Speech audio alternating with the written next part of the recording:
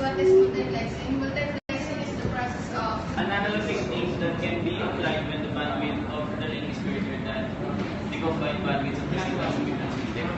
Yung next topic is about the multiplexing. So yung kanina, in-explain is about multiplexing. This is the FDM analog hierarchy. So it is just a technique to which the total is sine wave and digital signals since square wave. So it was modulation. What can multiplexing provide?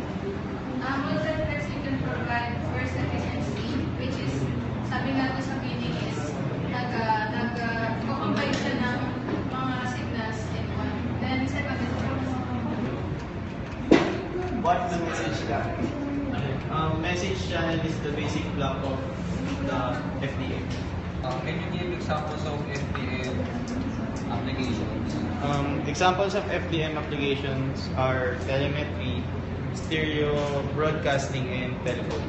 Is the use of multiplexing? the use of multiplexing is for circuit switching.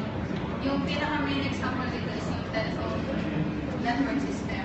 Kasi dito, yung mga links ng telephone system, yung mga wire segment sila pinagpakumbay. Then, mag-create sila na isang unbroken line which is i-distribute sa isang telephone. Which multiplexing technique transmits digital signals. Time division multiplexing transmits digital signal, while wave division multiplexing and frequency division multiplexing transmits analog signals. In PDM, what is the transmission rate of multiplex path? It is usually greater than the sum of the transmission rates of the signal sources. What is the difference between FDM and WDM? WDM is conceptually the same.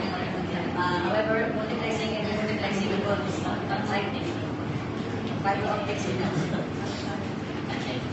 And the idea is the same. We are combining different frequency signals. However, the frequencies are very high.